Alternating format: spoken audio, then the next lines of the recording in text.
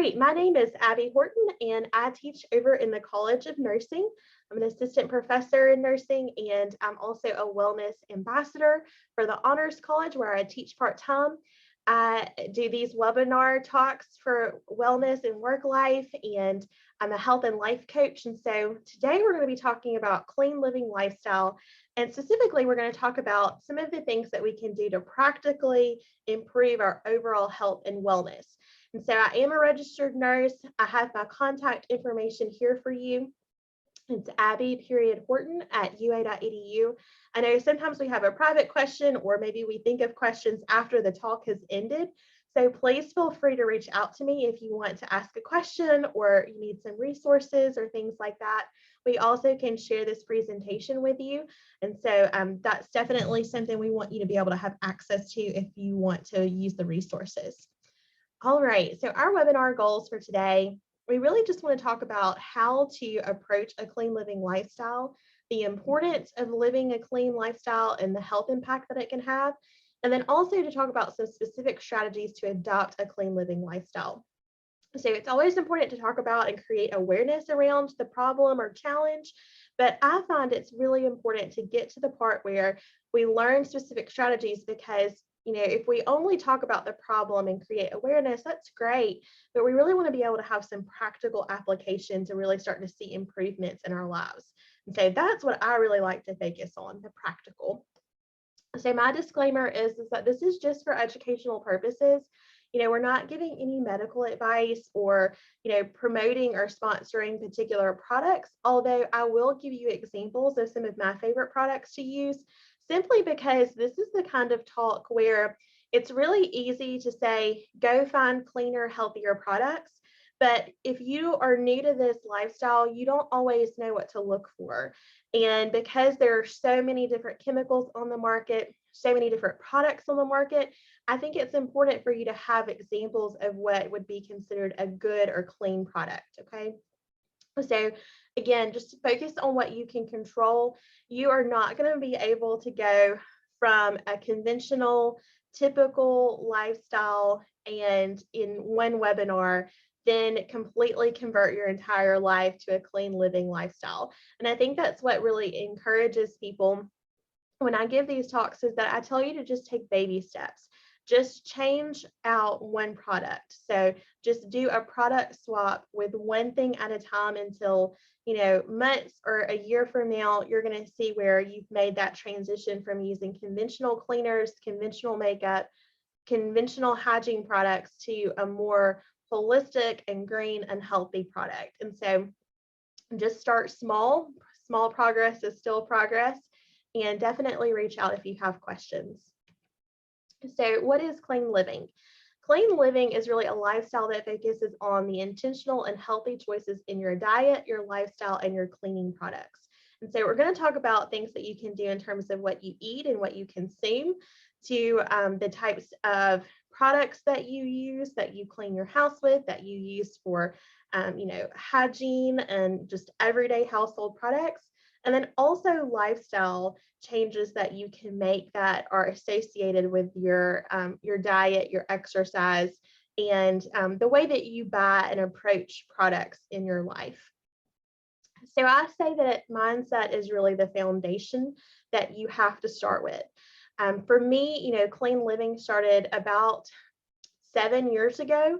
Before I made a lot of changes in my lifestyle, I knew that as a young mom with young children, I wanted them to have a healthy environment to grow up in. I wanted them to have access to clean foods and clean products.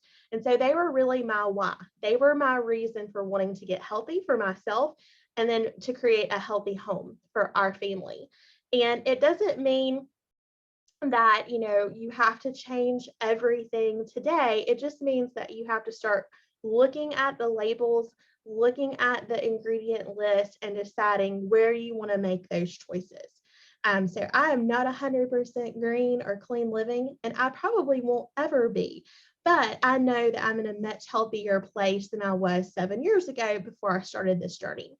And so really educate yourself on the clean living movement.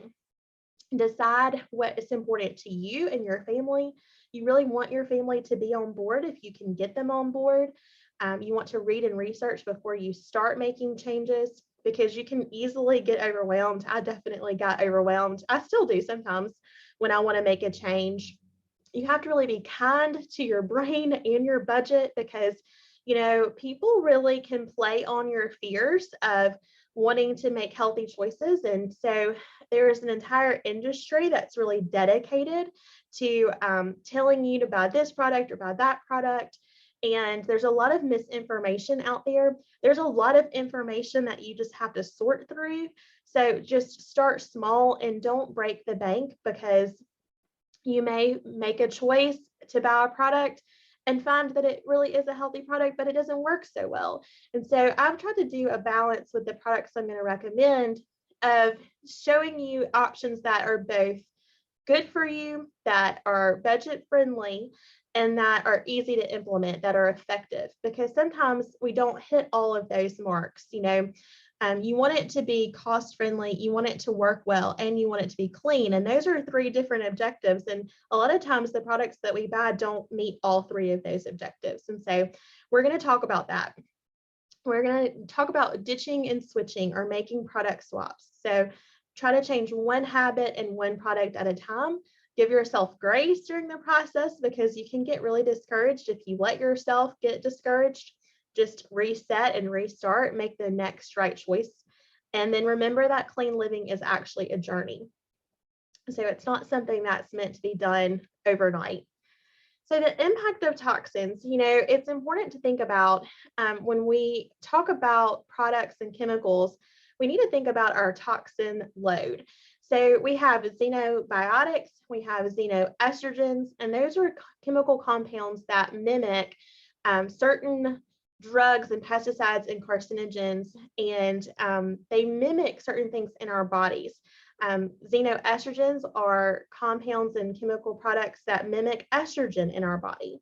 And so both men and women have estrogen, but they have them at different levels that are needed to be able to, operate not only our reproductive systems, but also just our full functioning bodies. So, we often think about chemicals and hormones and things just being about our reproductive or endocrine systems, when really all of our body systems work together. So if we're having a problem in one area of our body, then we're having a problem in other areas. We just may not have noticed it yet.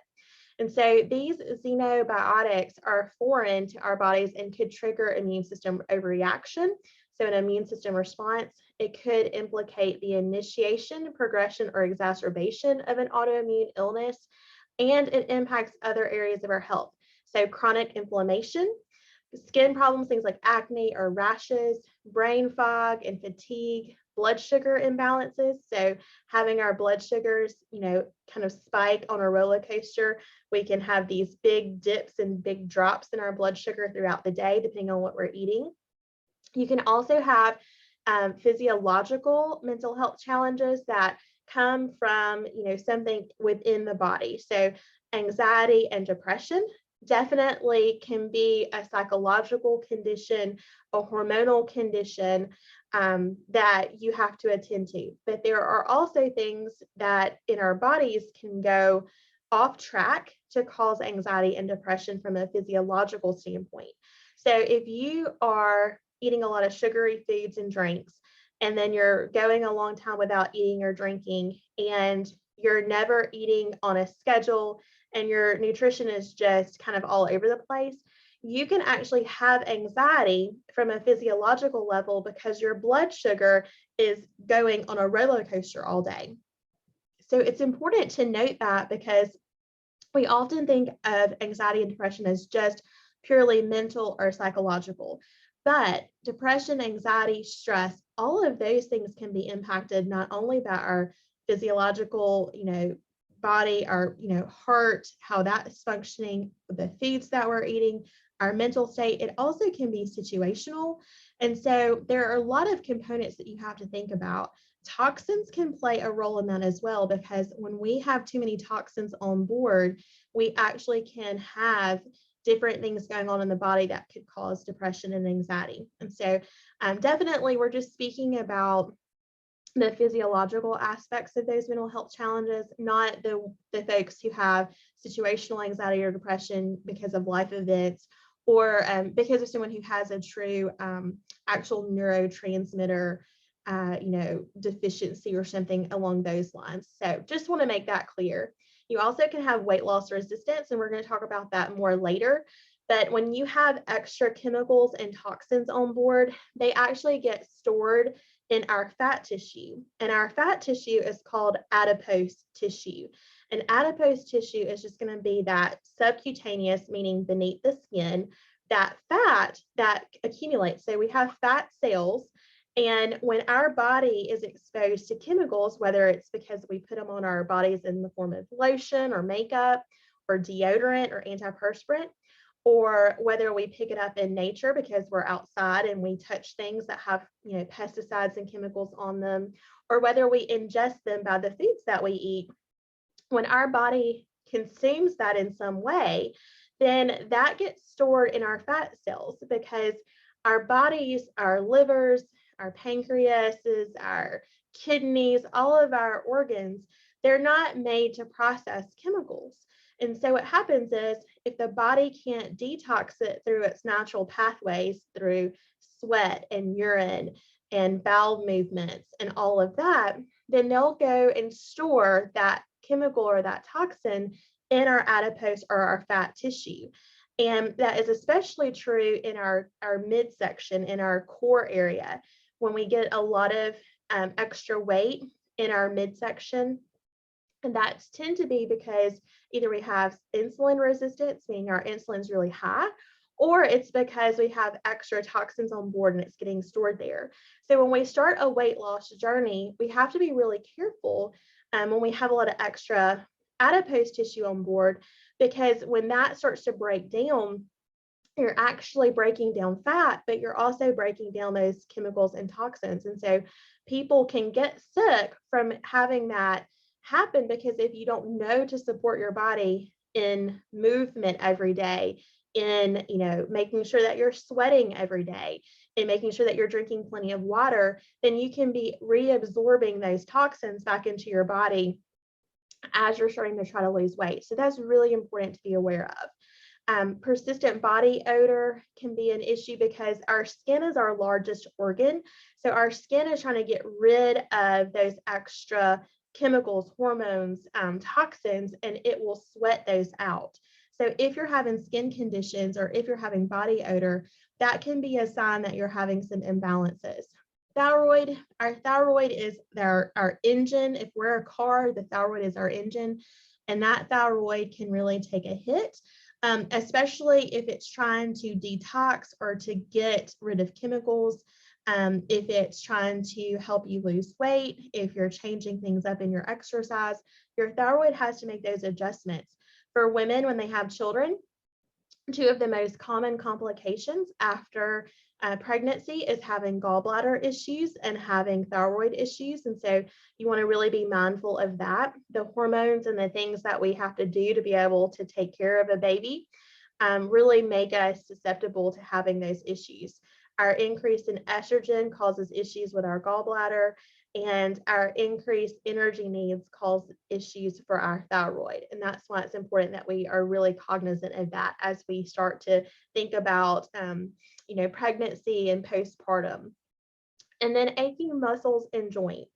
If we have a foreign substance in our body, then obviously it's something that we don't expect to be in our body, so our body can form a pain response. And so it could look like aching muscles and joints, which for most of us, if we're over 30, then we're going to be diagnosed with, just having, normal, quote unquote, life changes due to aging, or we're going to be diagnosed with, a type of arthritis, when really it might be something else going on. It could be that we're overweight.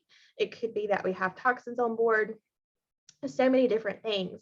And it's really important to mention, for me to share, 3 years ago, I had a diagnosis of morbid obesity. And I've worked, over the last 3 years to really make some good changes and to support weight loss. I've lost about 50 pounds so far, and I'm still on the journey. And for many, many years, most of my 20s, I was overweight. And so I know that I've always struggled with my weight, even as a child. So if that's a part of your health story, just know that there are resources out there to help you with that. And I really am a firm believer in health at every size. So although I'll mention weight loss and fitness in a lot of my talks, because that's one of our objectives with Wellbama programming, I just want you to know that you can achieve a level of health, and that we really do celebrate health at every size and supporting your own goals. And so just be thinking about what your goals are beyond just the clean living lifestyle. So I'm going to pull in a couple of different nuggets of information. Beauty Counter is, of course, a well-known brand for clean makeup and clean health products. And I'm not specifically endorsing them, but why I'm calling attention to this is that they are one of the first and only makeup companies and beauty companies that's really looking at the legislation and the policies at a governmental level of why we need more research and more funding and safer products for everyone. So the last time our government here in the US actually did anything to regulate the cosmetics and beauty industry was in 1938. And that law had a lot of loopholes that allowed for chemicals and toxins and things that we haven't tested, that we haven't actually ensured safety on, to be included in many of the products that we use. And so Beauty Counter is doing a lot to advocate in Washington, D.C. for more legislation for safer practices, safer ingredients in our cosmetics and beauty products. And so I think that's really admirable, and they've done a lot of good work, not only for their company, but for just people in general. They have a huge mission beyond just their company. So they have a never list, and these are ingredients that they really have looked at the safety and the efficacy of those ingredients and have said that these are things that do not need to be included in our products. And so this is something that I think you can pay attention to when you're looking at your labels, when you're going to buy your shampoos and your beauty products and your makeup. This is a list that you can reference. And most of these chemicals that are on the never list are actually already banned and outlawed in Europe, but they are not banned and outlawed here in the US.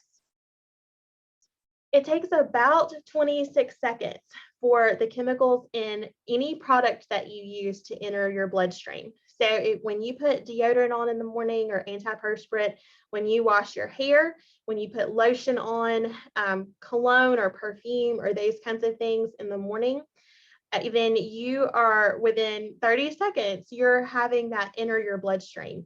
And that's important because when you think about using products, you want to get to the point where if it's not something that you could eat, if it's not edible, or if it's not safe to consume, or if it has a skull warning on the back of the label, or you would have to call poison control after you use the product, that's going to be a product that you really want to think twice about using on your body, because what you put on your body, you're putting in your body. So you're not literally eating your lotion, but you're having the same impact as if you had. And so you really want to think about that when you're using things like bug spray and sunscreen, things just even beyond your everyday morning routine. The average American female in our country right now, the average American female actually uses around 300 chemicals in their morning routines. So everything from shampoo and deodorant to makeup to lotions and all of the products that we tend to use in the morning. It's not saying that they use 300 products, but they use 300 chemicals every morning on average based on the number of products that they use. And so that is something to really be concerned about, because most of those chemicals haven't been tested for safety. The 8 most toxic things in your home are going to be water bottles, plastic food containers, your carpet, because they have a lot of off-gassing of chemicals, pizza boxes, microwave popcorn, hand sanitizer, sofas, or really any upholstery, and strawberries. And so these are the areas that you really want to look at when you're trying to make some healthy changes. For the water bottles, you want to switch out to using glass or metal. and I'll share my favorite water bottle at the end. So a glass water bottle or a metal. I prefer metal because it keeps the water cooler, but you want to make sure that you're getting a safe option for that. Plastic food containers, you can switch those out for glass. With carpets, you may just want to minimize carpets in your home. That could include rugs as well. So you want to make sure that you're getting rugs and carpets that have a low VOC, so the low volatile chemical compounds that are on those. And you might want to limit those anyway because they cause a lot of allergies. So if you have a lot of seasonal allergies or sinus infections or things like that, even the cleanest carpets are going to harbor more of those dust, mites, and dander and chemicals that come in from the outside, and then the chemicals that they actually use to treat it. So hardwood surfaces or linoleum, things that are going to be easy to clean that can be wiped down are going to be your best bet in your home. Pizza boxes, that's something that you want to be mindful of if you eat a lot of pizza. We still have Friday night pizza at our house in a pizza box, but for people who eat pizza more than once a week, it may be something that you want to consider having an alternative because those boxes are treated with chemicals. And so any kind of food storage container, styrofoam, or the pizza boxes, sometimes we even get tacos in those kinds of pizza boxes. Those are all going to be the things that you want to be concerned about and you want to be mindful of not using often. Microwave popcorn, it's best to be able to make your popcorn the old-fashioned way because the actual plastic coating on the popcorn bags have chemicals that can leach out into the popcorn. And popcorn popped in a microwave, even kind of aside from that, it releases chemicals in the popcorn and in the bag that can cause some health concerns. There's some known carcinogens in those actual bags. And so that may be something that you want to think about if you actually pop popcorn often. Hand sanitizers have triclosan, and even those that don't have triclosan anymore, they have other ingredients that are very similar. So even when you see plastic or hand sanitizers that say that they are triclosan or they're PBA free, unfortunately, that means that there's probably a chemical cousin. That's what I call them. That's unofficial. But there's a chemical that's not PBA, but it's still a plastic, and it's still probably doing the same endocrine disruption that the PBA is. But they say it's PBA free, but what they don't tell you is that they just have another chemical cousin in there that's doing the same kind of endocrine disruption as PBA. And so same thing with hand sanitizers. So you really want to make sure that you're getting a clean hand sanitizer that doesn't have those added chemicals. Sofas and upholstery, it's because it has formaldehyde to keep things from, having mold and mildew on them. So you want to really try to get sofas that have an organic or natural material that aren't treated. I know we like to, put kind of the flame retardant coatings or the upholstery coatings on our upholstery and our couches and furniture to make sure that they don't get stains. But those chemicals actually can be really harmful. They can cause endocrine problems and disrupt your hormones. And so they're called endocrine disruptors.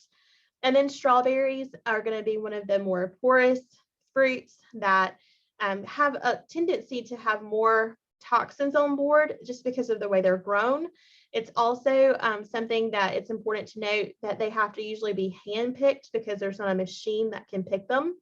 And so anytime you see strawberries, you want to make sure that you can try to get those in an organic,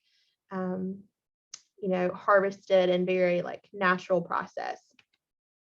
There are also, things like pesticides and chemicals, tin poisoning. So you want to be really careful about not drinking soft drinks that come from a can because that can actually leach calcium out of your bones. The same thing with getting the canned, like baked beans or canned green beans or something like that. Always try to get the frozen option. If it's not fresh, try to get the frozen option instead of the tin cans because you can have tin or lead or PBA or some other chemical cousin that's actually lining the tin can itself. And so that can leach out into your food. And many times the frozen version is even fresher than the fresh version of what you're buying, because it was flash frozen typically at the manufacturing plant. So where they were actually, packaging all of the food up, they usually flash freeze that. And so that actually could be more fresh and, have more ingredients and more vitamins and nutrients available to you than even the fresh produce that you're seeing. So try to get your frozen vegetables if you can. Fluoride, that's a really, one that you're probably, most familiar with, is fluoride in our toothpaste and in our water. Many people today are saying that fluoride is not as helpful in preventing cavities as we once thought. And so that's definitely a conversation to have with your doctor and your dentist, and for you to do some more research on. We are a fluoride-free family, and so we are, pretty strongly advocating in our household not to use fluoride. They do get it at the dentist because that is being shown to be helpful to young children when they actually are painting it or coating it on the teeth at the office.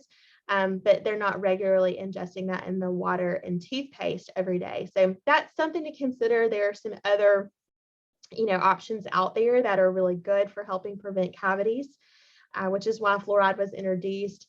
Ask the Dentist is on Instagram. He's a holistic dentist that gives a lot of great options in teaching on fluoride. So I would recommend you go to his site if you're interested in learning more. Of course, diesel fuel, when you're pumping car in your car this afternoon, you're stopping on the gas station on the way home, definitely sit in your car and close the door. You don't want to stand out by the pump while it's pumping, because gasoline, especially diesel, can have a lot of toxic fumes.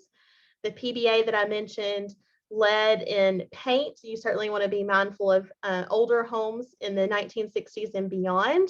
Our lovely historic homes might have some lead in the paint, so you'd want to make sure that that gets remediated. You want to be careful about mercury in the fish that we eat, especially if we have bottom feeder fish, things like, catfish, things that are going to eat from the bottom of the water source that they're in are going to typically have a lot of toxins.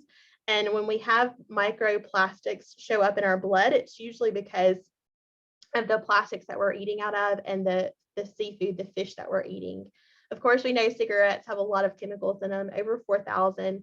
Vapes are probably the most popular now with young people, and those are shown to even be more detrimental to health than cigarettes sometimes. So that's something we need to really be teaching our young people about. Exhaust and pollution. Believe it or not, even some alcoholic beverages can be really toxic to us. Insecticides, pesticides. We personally don't have our home sprayed for insects. We have the outside sprayed, but we don't have the inside sprayed because we do have young children. And that is a source of contamination and toxins for children when you spray the baseboards. And then you have pets and children that are going to be walking through those homes. They can track that pesticide and insecticide in the house and consume it that way. Flame retardants, particularly on furniture, but I would be more concerned about it being on pajamas.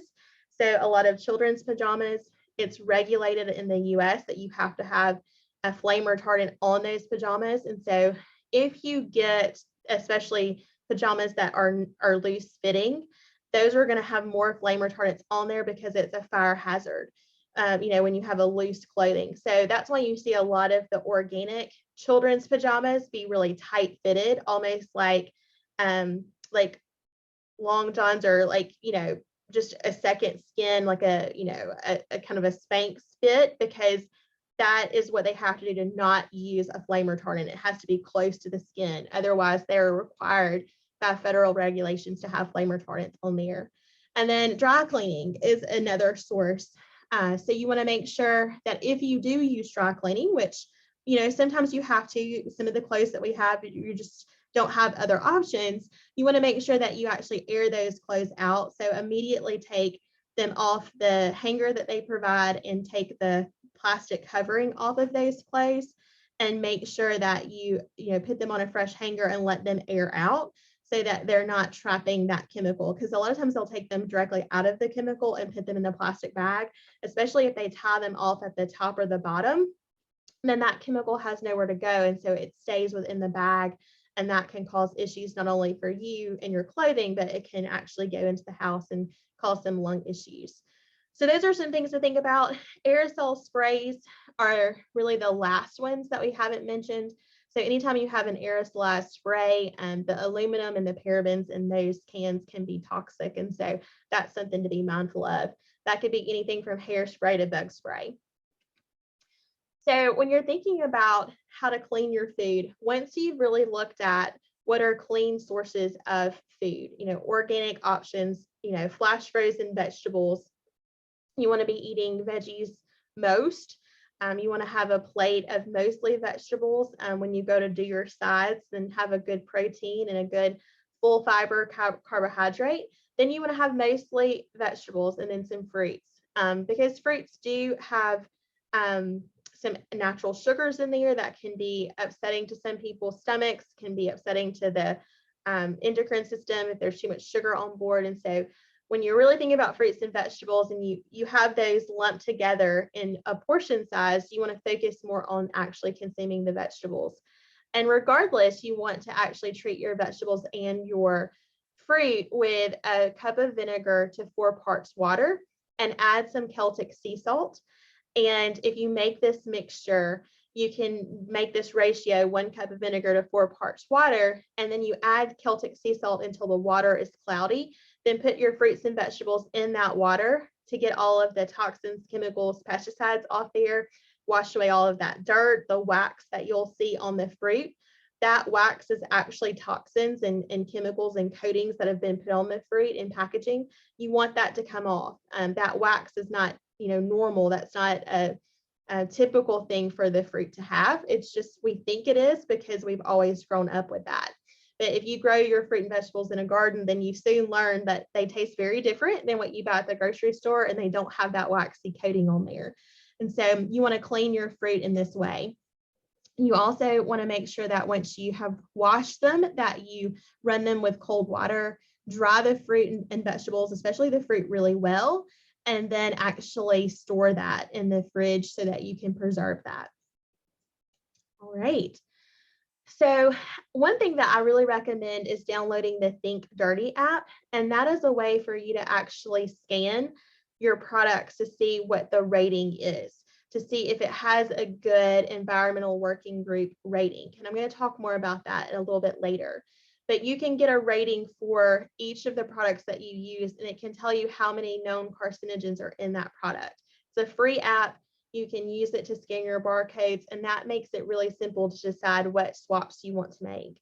You want to try to reduce your use of plastic. You definitely never want to heat anything in plastic. So like your lean cuisines and your plastic storage containers with leftovers, you always want to put those on a plate and heat the plate, not the actual packaging. Of course, you never want to heat, styrofoam either, but no plastics. You want to make sure that you periodically open your home up so that the windows and the doors can air your home out. You want to get some fresh air in. You really want to stop the use of candles and fragrances, reed diffusers, plugins like the Glade plugins, the wax candle melts. All of that has chemicals and toxins and parabens that have been tested that are more dangerous to your lungs than actually smoking cigarettes. You want to choose organic where you can. You want to try to swap to cleaner, healthier products, especially when you're looking at your cleaning products. And we'll talk about some swaps. Houseplants can be a great way to filter and purify the air. You want to really try to avoid aluminum foil. So you want to try not to cook or store food in aluminum foil, because that aluminum can leach out into your food. You want to try to limit the use of your microwave. Try to reheat things in the oven or in a cooktop oven or on the stove, because that's going to be healthier for you. Buying cleaner beauty products, washing fabrics before you use them. So if you go buy a new outfit today, it would be really helpful for you to wash that before you use it. Particularly, if you're buying something that has a certain smell to it. Some clothes have more of a smell. Fast fashion oftentimes will have more chemicals on there. So the things that you get at big box stores are going to have more chemicals because they might be sitting longer, and they don't want that fabric to mildew. So they're going to have a lot of chemicals on there. So you definitely want to wash those before you wear them, especially for your young children. Try to filter your water. use a reusable water bottle if you can, especially a metal one that's going to keep it cold, but also is going to be healthy for you. That's also very environmentally friendly and budget friendly too, because water can be expensive. Be cautious about the pesticide use in and around your home. We're going to ditch and switch a little bit later. And you want to be really mindful about not being greenwashed. And that is where people make the product look green. They make it look healthy. They usually have a really crisp, clear, white background. They have a lot of green labeling. They tell you that it's clean, it's healthy. And that is something that we know that we're looking for. And so sometimes we'll buy that thinking it looks like it's a good product. Mrs. Myers is a great example of greenwashing. She has on her product list multiple products and cleaners and things that it says that it's green, it says that it's healthy. It comes in a lot of the Grove Collaborative and Thrive Healthy boxes that you can get in subscriptions. But if you go and look at her EWG rating for that brand, it's very, very high. And it is as high and sometimes higher than conventional cleaning products. And so that's an example of being greenwashed. You think that you're actually buying a clean, healthy product, and really it has the same risk factor for the carcinogens and toxins as the other products that you could buy. And usually it's actually more expensive. And so I think that those may be some of the worst products to get, because you think that you're being healthy, you may let your safeguard down a little bit and you're paying more money for it. So just be mindful of that. Entry mats at your doors are really helpful because they're the first line of defense against things coming in. Obviously, not wearing your shoes in the house would be great. I would love to say that we're a shoe-free house, but we're not. We still wear our shoes in our home, but we were more mindful of that when we had young children that were on the carpets and floors a lot. If you have children or grandchildren or just children in your home under the age of 5, children under the age of 5 spend most of their time on the floor than anywhere else. And so you want to be really mindful about keeping them off the floor as much as you can, or on maybe a dedicated blanket or something like that. And keeping shoes at the door instead of wearing them throughout the house. Consider the furniture that you buy. Again, the cheaper the furniture is, the more likely it's going to be to sit, the more likely it's going to have to been shipped from somewhere, and they're going to have more chemicals on board. You want to use low or zero VOC paints. You want to try to keep your humidity in your house low so that you don't have mold and mildew build up. That's really important in Alabama, where we have a lot of humidity. Again, avoiding wearing the shoes in the house. Dusting frequently. Toxins are actually found in dust particles, and so that's something that you want to make sure that you keep reduced. Even if you don't have seasonal allergies, that's important. Trying to use a non-toxic mattress and bedding would be a big priority beyond just your everyday cleaning and beauty products and your food, because you spend about 1/3 of your time, actually on a mattress and in your bed. So you want to make sure that you're actually on, things that are not off-gassing. Switch to glass if you can. Avoid non-stick cookware, because that's going to have a lot of chemicals on board and you don't want that leaching out into your food. So try to use cast iron skillets or stainless steel instead of the non-stick cookware. You want to try to use natural hand soap, clean laundry products. I mentioned the antibacterial products, hand sanitizers and things like that. Clean beauty and hair products. And then check your home, car, and office for mold. It's really easy to, let that go undetected. And coffee is actually one of the biggest sources of toxins and mold for us. A lot of times coffee will have mycotoxins, which can get into your body, in your lungs, and in your blood. So buying an organic coffee is really, really important.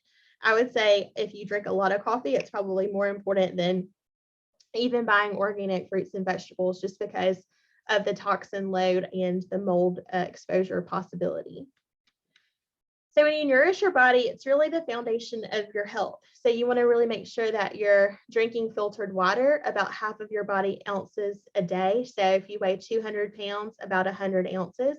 Usually no more than 100 ounces. Some people can go up to as much as 128 ounces, like for a gallon of water, but you can overhydrate. So you want to make sure that your urine is a pale yellow. You don't want it to be clear, because then you could be overhydrated and losing minerals and electrolytes, but you don't want it to be darker than pale yellow because it means that you're probably dehydrated.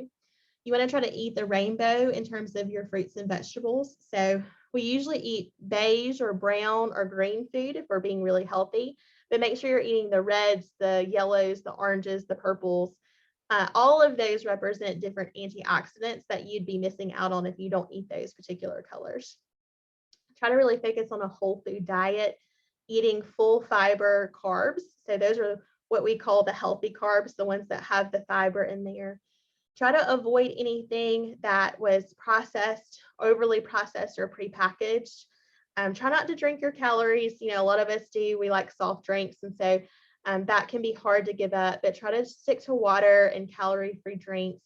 I personally think it's better to drink a regular Coke versus a Diet Coke. And that's really a controversial thing to say, but your body doesn't know what to do with the chemicals that are in the like the diet drinks, like the aspartame and those kinds of things.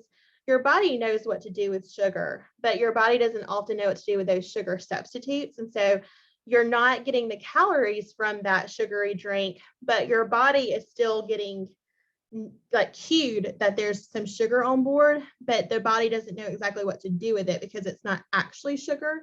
And so I'm not a fan of diet drinks. I think if you're going to drink soft drinks, drink them with meals and try to wean yourself off of them as you can. Count chemicals as much as you count calories. So I know a calorie is a calorie is a calorie when we're talking about math and weight loss, but 100 calories of candy is not going to be the same for your body as 100 calories of some nutritious, fruits and vegetables. And so it's important to count the chemicals too. You can consider intermittent fasting. That's a great way. For most people, you always want to check with your doctor or a dietitian to be able to start to lose weight healthfully. Limiting your sugar and other inflammatory foods, things like dairy, sugar, gluten, soy, those are going to be your top inflammatory foods. You can track or keep a food journal. And I am a big fan of most things in moderation. So, it's important that you do things that are sustainable and that you don't try to cut everything out of your diet. If you don't want to go, a lifetime without Cokes, then just consider how you can make better choices around drinking soft drinks. Try not to moralize food as good or bad. We do that a lot in our society, and I think it's important that we just recognize that it may not be the most healthy option for us. And then ask for professional help when and if you need it. These are the clean 15 and the dirty dozen. So these are the top 15 clean foods that you can buy conventionally grown and harvested. And these are the dirty dozen, the 12 things that you may want to consider getting organic if you can, just because of the way that they're harvested. It also has to do with their skin. So some of the skin on these fruits and vegetables are actually thinner and can hold more toxins, and it actually penetrates the fruit more. So that is a part of why it's considered the dirty dozen. And then weight loss, I mentioned this, but this is the adipose tissue, the fat cells that I mentioned. And so you just want to be mindful of, if you're going to lose weight, you want to make sure that you are preparing to drink plenty of fluids, to move your body daily, and to make sure that you're sweating. Because if you're not sweating, if you're not, urinating or voiding, and if you're not getting your bowel movements out every day, you need to have at least one bowel movement a day, if not up to 3 bowel movements a day, then your pathways for detoxing aren't fully open. And if you start to lose weight, you may not be getting those toxins out of your body. So you want to just make sure that you're mindful of this as you start to lose weight. So these are some things that you can do to actually move your body. Again, it doesn't have to be formalized exercise. It doesn't have to be something that is a fancy gym membership. It's just that your bodies are made to move. So stretch and pace yourself. Aim to do something 30 minutes a day, 5 or more days a week. So 30 minutes of walking, Monday through Friday, it would be a great goal. And then just being active on the weekend. But make sure that you're actually having fun with your movement and that you're doing little things to increase your movement. So, maybe you park in the back of the lot. Maybe you take the stairs instead of the elevator. Those kinds of things are important to increasing your overall wellness. If you're exercising intensely for an hour a day and you're doing a HIIT workout or you're lifting weights, just think about 1 hour a day is not much of your day. So you have to do more than just exercise. You have to really think about purposeful movement throughout the day, because that's not going to counteract that 1 hour of 24 is not going to counteract the other 23 hours that you weren't moving, or that you weren't being purposeful about your movement. I really believe in seeing a chiropractor regularly. I think that they can be very helpful, especially if you get a chiropractor who's very knowledgeable and has a lot of expertise in the many therapies that they can offer you in a chiropractic office. And then make sure that you have those detox pathways open, like I mentioned. Resting is so important. Again, make your home a sanctuary, especially your bedroom. These are all things that you can do to make that be a sanctuary for yourself. Avoiding blue light exposure, keeping your bedtime routine, keeping your bedroom just for sleep. Make your bed in the morning and stay out of it. So, when you're going to bed at night, you've got a bed that's already made and welcoming. So keep the room cool, dark, and quiet when you're trying to go to sleep at night. Have a dedicated sleep routine and try to be in bed by 10, because that matches up with most people's circadian rhythms. And that's that rhythm that's going to help you wake up feeling more rested and help you actually heal and restore your body at night, which is the purpose of sleep. And then make sure that if you feel like you need to catch up on sleep, that you're not sleeping in late on the weekends. It's better to go to bed earlier and wake up at your same time. You'll feel better and you'll feel less tired.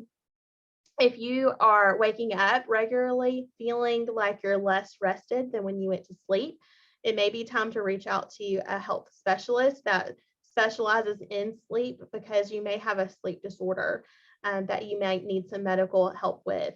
And then just remember that when you sleep, your body is healing and resting and restoring. And so you want to make sure that you're setting yourself up for success with that. It's important to think about reducing your electronic exposure.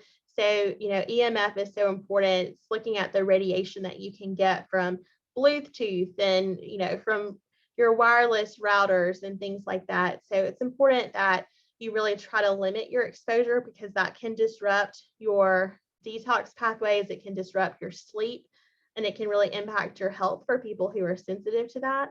So definitely think about, wearing blue light blocking glasses, avoiding using your microwave a lot of the time. Try to get out in nature. There's a technique called earthing. It's something we say is vitamin G for grounding. So get out and, have your feet on bare grass, bare, concrete rocks, things like that out in nature. And that can help you, because that will help with that exchange of the kind of the electrodes and all of the things that free radicals that you can have in your body that you get from exposures to EMFs. It just really helps with those, imbalances in your body. Keep your devices away from your body as much as you can. Try not to put your laptop in your actual lap. Try to have something that blocks it. Try not to put your phone in or near, like your pockets, or, sometimes people will put their phones, in their tops, or, in their pants pockets or things like that. Try not to wear your phone on your body. And then I mentioned what greenwashing is. And so this is something that you can look more into, but you can spot it by the way that they market their brand and how they use the packaging and the visuals to get your attention. So definitely use some apps like EWG to make sure that you understand how to spot those brands. And this is the EWG website, so you can actually go and read about who they are and what their focus is. You can download their app and you can actually look at individual products that you use to be able to see what the rating is. And usually the lower the rating, the better. And so you want to look for ratings that are in the green. So they use a red, yellow, and green stoplight system to actually mark those. So that's important to consider.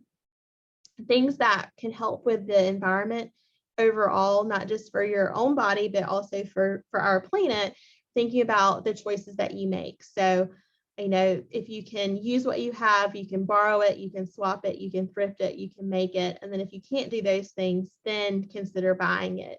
So there's things like regifting, recovering things, reselling, returning, letting things rot, meaning, putting things back into the earth to let that reabsorb. Are there things that are compostable that you can actually let decompose on their own? Those are the kinds of things that you can do. Always try to look and see if there's something you can reuse or repair or refurbish. And so then, of course, we want to recycle, but that's our last option. So we always think about recycling as our first option in this chain instead of just discarding it or throwing away. But recycling is actually going to be our last option because there's so many other things that we can try first. And recycling actually at this point causes a lot of new pollution just because our system and our process for that is not the best. And we don't have enough people actually recycling to make it beneficial. It doesn't mean that we shouldn't recycle. That's always better than discarding it. But we're just not at the point where it's making a huge change in our environment. So that's something to consider. This is a product swap checklist that I made. So this is something that you can use as a checklist to be able to say, okay, I've swapped out for a clean shampoo. Now I need to move on to body wash. And this is not really prioritized. It's just a list that's grouped together the way that I would look at it. And so definitely, when you're looking at this list, you prioritize what's most important to you. You don't have to go in order. And then on this next slide, I actually have some things that I will mention that I use. So instead of dryer sheets, I use wool dryer balls. Instead of conventional laundry detergent, I use the drops detergent. And these are really super powerful, but they're also a really good EWG rating.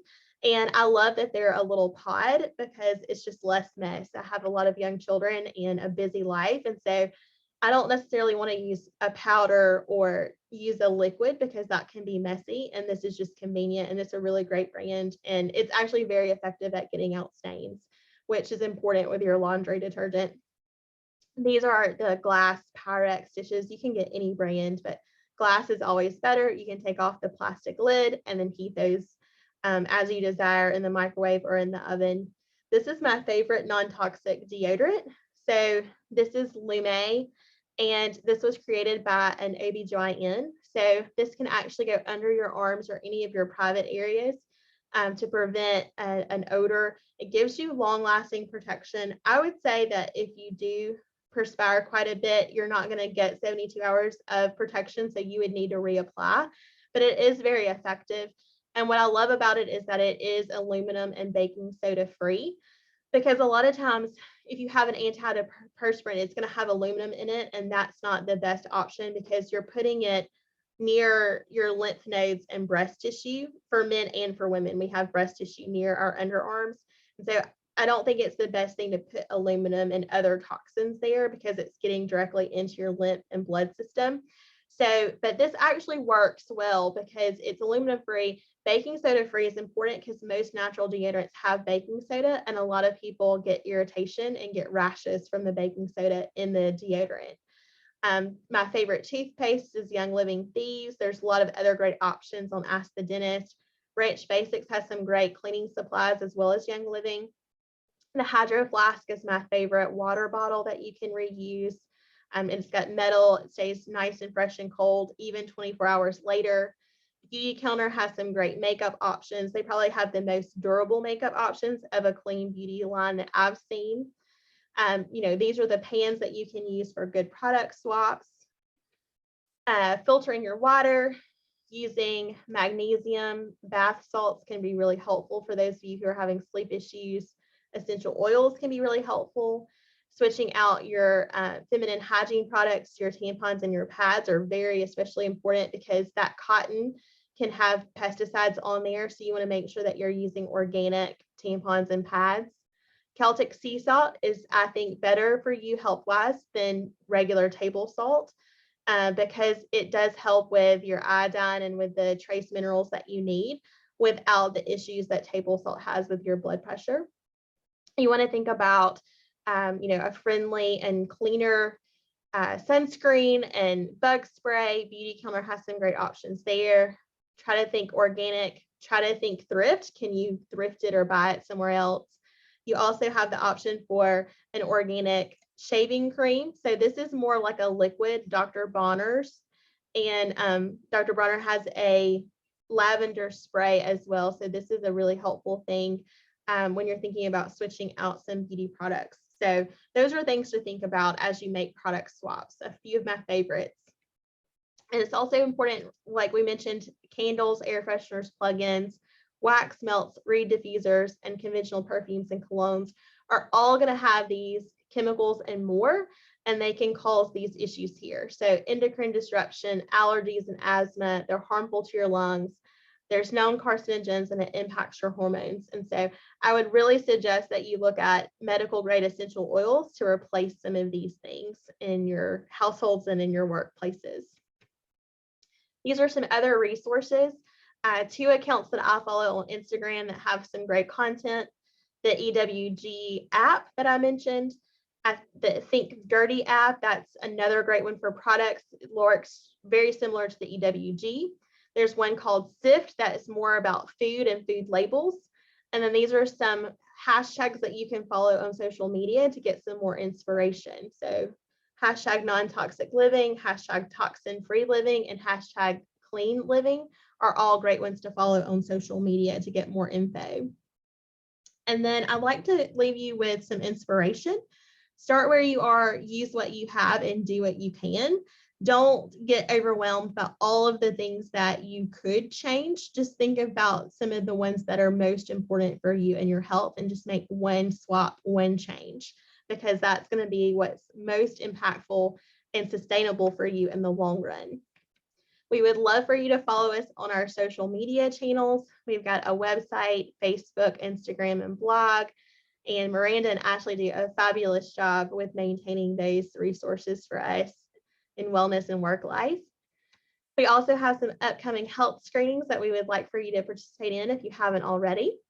So one on the 27th tomorrow at Coleman Coliseum, and one at Smith Hall on November 2nd next week. So think about that if you haven't made your Wellbama screening. And then we would love for you to check out all of our free resources online at wellness.ua.edu. And if you're interested in any free and health life coaching with me, you can reach out to me and I'll be happy to set up an appointment to talk to you about that. Okay, so let's go to the questions. All right, thanks for the feedback, Cynthia. Is there a way to access the presentation? Absolutely, it will be online at wellness.ua.edu at the /webinar like Miranda listed. Thanks for putting that in the chat, Miranda. All of our webinars will go live there once we're done. So you're welcome to always go back and reference those, and they're YouTube videos. So that's really great because you can actually be able to reference those later. All right, let's see. Thanks so much. I'm glad you enjoyed the class. Organic candles made with essential oils and soy. Stephanie, I think that's a great option. It just depends on the company and the brand, and some of the things that you would need to look at are the chemicals on the back of the label. And for people who have allergies or are super sensitive, that just may not be a good option for them, but it's definitely better than conventional candles. Beauty counter, yes, they are expensive. Are there other clean brands to consider? Absolutely, there are. They are very expensive when you think about how they're having to source their products. Young Living definitely has some. You can buy from them without being in the MLM. You can look at some of the ones on Thrive and some of the ones on beauty counter sites. Sometimes they'll actually reference other ingredients that are important to look out for, so you can use their information to see if there are other products that would be equitable to that. But I would start there and just think about swapping, like lipstick. Lipstick is one of the most toxic ones. So if you prioritize changing out a swap with makeup, I would go with lipsticks and any kind of product that goes on your lips. I'm so glad this was a favorite class, Jennifer. Thank you. Thoughts on insulin resistance. There are so many things out there that are going to cause issues with your insulin.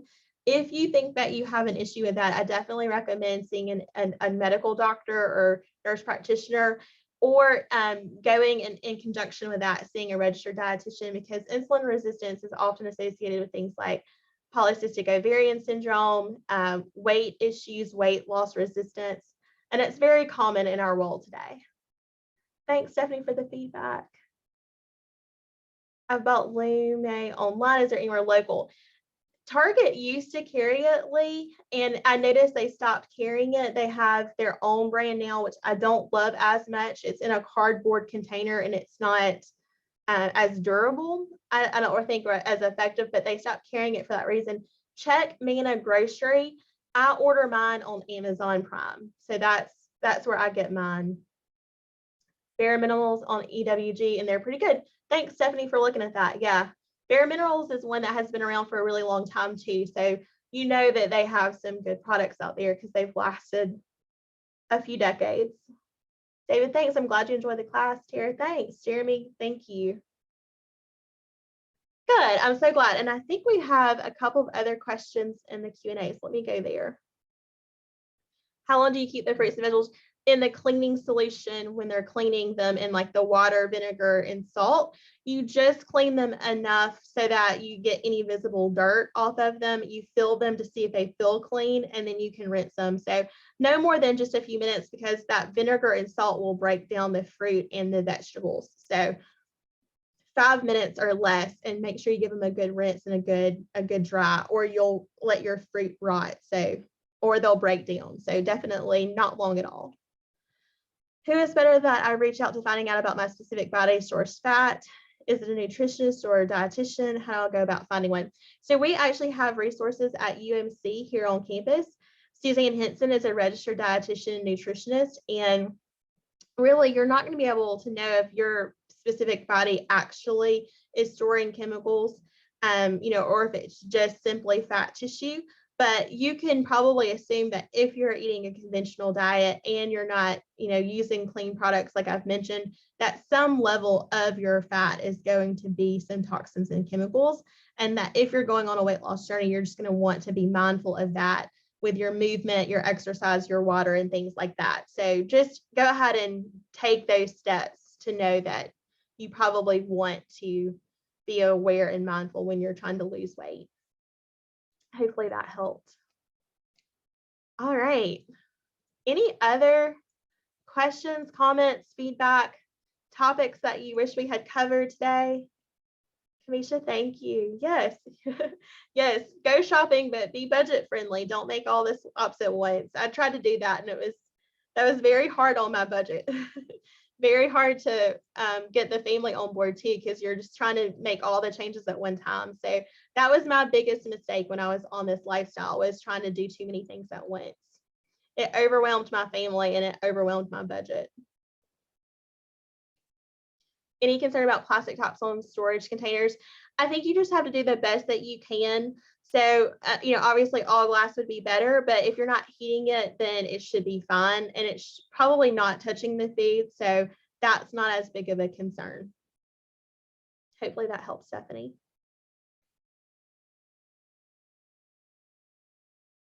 Thank y'all so much for the feedback and the participation. I'll wait just another minute or two to see if there's any other comments, questions, or feedback. There's a lot of information today, so thanks for hanging with me.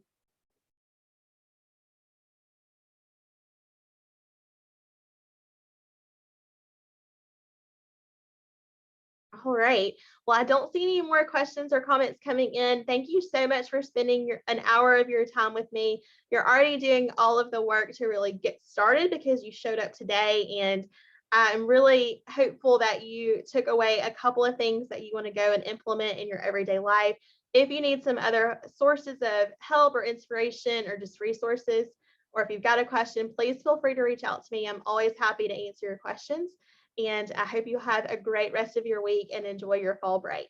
Thank y'all so much.